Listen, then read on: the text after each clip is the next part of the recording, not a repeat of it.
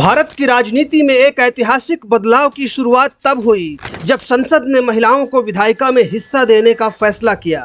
इसे महिला आरक्षण कानून कहते हैं, लेकिन ये कानून अचानक नहीं आया। इसके पीछे दशकों की राजनीति, बहस और संघर्ष छिपा है।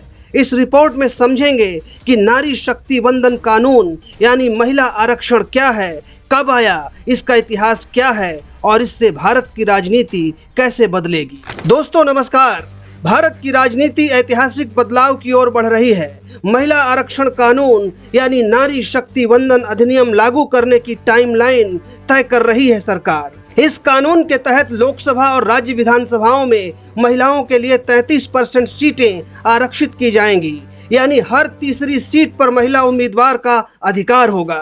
ये कानून संविधान में संशोधन के जरिए लागू किया गया, जिसे आधिकारिक रूप से संविधान का 106वां संशोधन अधिनियम कहा जाता है। नारी शक्ति वंदन अधिनियम यानी विधायिका में महिलाओं को 33% सीटें आरक्षित करने वाला ये बिल सितंबर 2023 में संसद के विशेष सत्र में पेश किया गया और पास होकर कानून बन गया। उस समय केंद्र में नरेंद्र मोदी की सरकार थी, जिसने इसे नारी शक्ति वंदन अधिनियम नाम दिया। हालांकि कानून पास हो जाने के बावजूद इसे तुरंत लागू नहीं किया गया, बल्कि इसकी प्रक्रिया को जनगणना और परिसीमन से जोड़ दिया गया। यानी जब तक अगली जनगणना और परिसीमन नहीं हो जाता, तब तक ये लागू नहीं होगा। लेकिन अब सरकार जनगणना और परिसीमन दोनों का ऐलान कर चुकी है, इसलिए नारी शक्ति वंदन अधिनियम में संशोधन करने का बिल लाकर इसे 2029 से लागू करने का ऐलान किया है। यहीं से कहानी थोड़ी जटिल हो जाती है। इस कानून के लागू होने के लिए पहले नई जनगणना और उसके बाद परिसीमन जरूरी है। इसका मतलब ये है कि सीटों का नया बंटवारा होने के बाद ही महिलाओं के लिए आरक्षण लागू होगा। इसलिए भले ही कानून 2023 में पास हो गया हो, लेकिन इसका असली प्रभाव आने वाले चुनाव में ही दिखेगा। अगर इतिहास की बात करें तो महिला आरक्षण का विचार नया नहीं है। इसकी शुरुआत 1990 के दशक में ही हुई थी। 1996 में पहली बार महिला आरक्षण बिल संसद में पेश किया गया था, लेकिन उस समय ये पास नहीं हो पाया। इसके बाद कई बार इसे लाने की कोशिश हुई, लेकिन हर बार राजनीतिक मतभेदों के कारण ये अटक गया। 2010 में इस बिल को राज्यसभा में भी पास कर दिया गया था, लेकिन लोकसभा में ये लंबित रह गया। इसका मुख्य कारण था कुछ पार्टियों का ये कहना कि महिला आरक्षण के अंदर भी पिछड़े वर्ग और अल्पसंख्यक महिलाओं के लिए अलग कोटा होना चाहिए। यही विवाद इस कानून को सालों तक रोकता रहा। शरद यादव, लालू प्रसाद यादव और मुलायम सिंह यादव जैसे नेता महिला आरक्षण बिल में ओबीसी और अल्पसंख्यक महिलाओं के लिए अलग कोटा चाहते थे, यानी आरक्षण के अंदर आरक्षण की मांग कर रहे थे। उनका कहना था कि महिला आरक्षण समान नहीं है, बल्कि इससे समाज के अंदर पहले से मौजूद असमानता और बढ़ सकती है।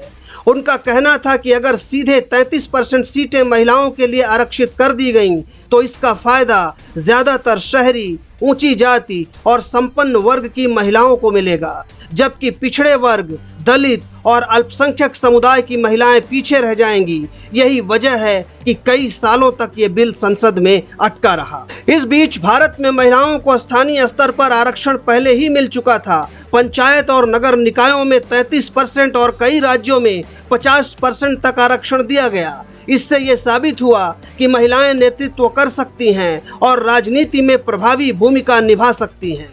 यही अनुभव आगे चलकर राष्ट्रीय स्तर पर आरक्षण की मांग को मजबूत करता गया। हाल ही में इस कानून को लेकर सबसे बड़ी चर्चा ये है कि इसकी वास्तविक लागू करने की टाइमलाइन क्या होगी। सरकार का कहना है कि जनगणना और परिसीमन के बाद इसे लागू किया जाएगा, जबकि विपक्ष सवाल उठा रहा है कि इसमें देरी क्यों हो रही है।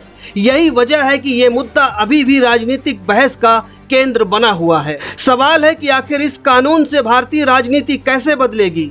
सबसे बड़ा बदलाव ये होगा कि संसद और विधानसभाओं में महिलाओं की संख्या तेजी से बढ़ेगी। अभी लोकसभा में महिलाओं की हिस्सेदारी लगभग 15% के आसपास है, जो इस कानून के बाद सीधे 33% तक पहुंच जाएगी। इसके अलावा नीति निर्माण पर भी इसका असर पड़ेगा। माना जाता है कि महिलाओं की भागीदारी बढ़ने से शिक्षा, स्वास्थ्य, सुरक्षा और सामाजिक कल्याण से जुड़े मुद्दों को ज्यादा प्राथमिकता मिलेगी।